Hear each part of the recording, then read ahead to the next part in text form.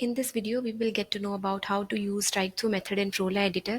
So you just have to include these JS and CSS file under resources. And now I'm pasting this custom HTML button inside this HTML area. And now I'm binding on click event on that button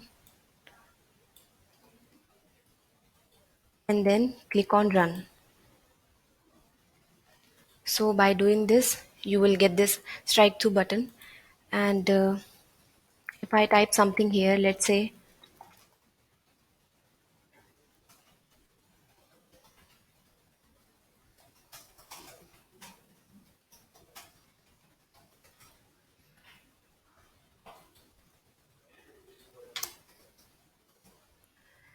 and then you just have to select some of the text which is not required and click on strike through. Now you can see the strike through button perform its operation, and you can use this button to indicate the deletion of an error. So this is all about it, and you can use the same script in your project also to run the functionality of this strike through method in Froala editor. So thanks a lot for watching this video.